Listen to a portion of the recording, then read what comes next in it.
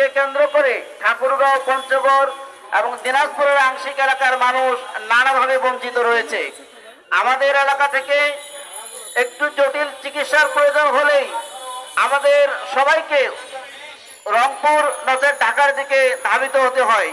অনেক ক্ষেত্রে আমরা লক্ষ্য করি আমাদের এই চিকিৎসার দাবিতে বা চিকিৎসার প্রয়োজনে আমরা যখন ঢাকা আসি, ঢাকা আসতে আসতেই অ্যাম্বুলেন্সেই আমাদের অনেক রোগী মারা যাওয়ার খবর আমরা বিভিন্ন সময়ে পেয়ে থাকি। আমি সরকারের প্রতি উদাত্ত আহ্বান জানাবো, আমরা যদি বাংলাদেশের প্রত্যেকটি এলাকার সকল প্রয়োজনগুলো সমভাবে নিশ্চিত করতে না পারি, তাহলে একটি বড় বৃহৎ অংশকে অবহেলিত রেখে বাংলাদেশের সমন্বিত উন্নয়নকে আমরা এগিয়ে নিতে পারবো না।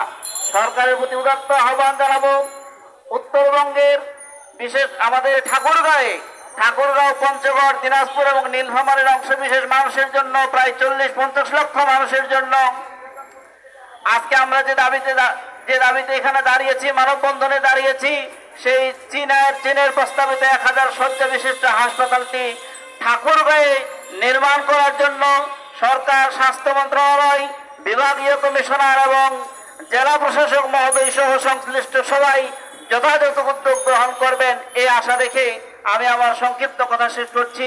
ধন্যবাদ সবাইকে। সিনিয়র যুগ্ম আহ্বায়ক, এই অনুষ্ঠানের মুখপাত্র, গণ অধিকারের মুখপাত্র, আমাদের ঠাকুরগাঁয়ের কৃতি সন্তান জনাব মোহাম্মদ ফারুক হাসান। জনাব মোহাম্মদ ফারুক হাসানকে তার গুরুত্বপূর্ণ কথাগুলো বলার জন্য অনুরোধ করছি।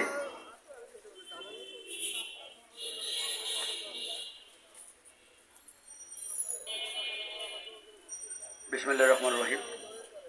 আসসালামু আলাইকুম ওয়া রাহমাতুল্লাহ।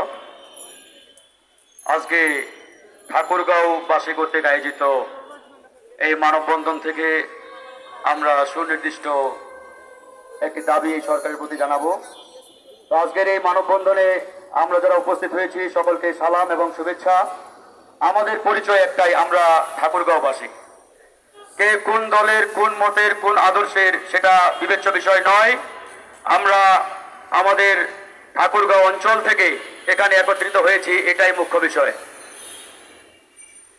আজকে অত্যন্ত কষ্টের সাথে কয়েকটি কথা বলতে হয়। যখন আমরা ঢাকা সহ বাংলাদেশের বিভিন্ন প্রান্তে যাই আর পরিচয় দেই বাড়ি আমার উত্তরবঙ্গ, একটা কথা সবার আগেই শুনতে হয় যে আপনারা তো মঙ্গা এলাকার মানুষ, ঠিক না? আপনারা তো অবহেলিত, গরিব, বঞ্চিত ইত্যাদি। এটা আসলে আমি মনে করি সঠিক নয়। এই কথাটা এভাবে বলা উচিত এবং বলা দরকার। বিগত সময়ে এই অঞ্চলে যারা নেতৃত্বে ছিলেন, যারা দায়িত্বে ছিলেন, যারা জনপ্রতিনিধির নামে চেয়ারে বসেছিলেন, এরাই আমাদের এই উত্তর অঞ্চলকে অবহেলিত করে রেখেছে। এদের কারণে আজকে আমাদের উত্তরবঙ্গ বঞ্চিত, অবহেলিত। আমাদের উত্তরবঙ্গে অনেক বড় বড় নেতার জন্ম হয়েছে, আবির্ভাব হয়েছে। অনেক বড় বড় নেতা এই অঞ্চলে এসেছেন, কিন্তু বাস্তবে করতে কোন নেতা আমাদের এই উত্তর অঞ্চল তথা ঠাকুরগাঁওকে তাদের আপন মনে করে নিতে পারেন নাই। যারাই চেয়ারে বসছেন, নিজেদের পরিবার, আত্মীয় স্বজন আর নিজেদের চিন্তা করেই বিদেশে গাড়ি, বাড়ি, টাকা আর সম্পদের পাহাড় গড়েছেন।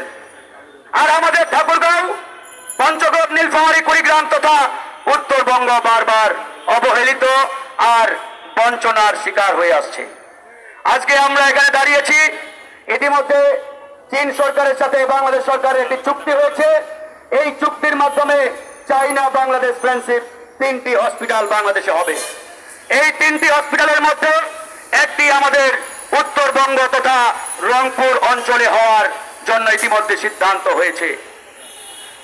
এখন যেহেতু সিদ্ধান্ত হয়েছে এই হাসপাতালটি রংপুর অঞ্চলে হবে, তাহলে রংপুর অঞ্চলে যেহেতু 8টি জেলা রয়েছে, এই 8টি জেলার কোন জেলাটি পাওয়ার সবচাইতে বেশি হকদার, সেটি নিয়ে মূলত আমাদের আজকে আলোচনা।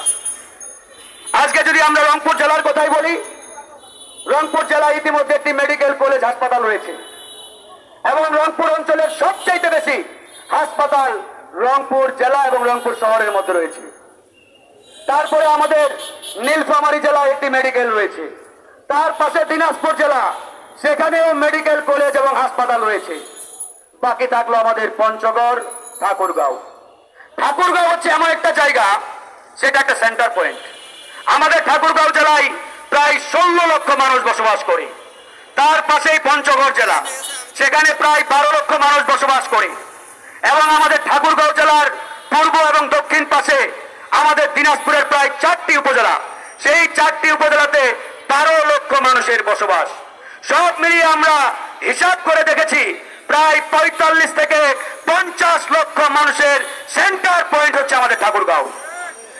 কিন্তু অত্যন্ত দুঃখের বিষয়, আজকে এটি নিয়ে অনেকে অনেক কথা বলেন।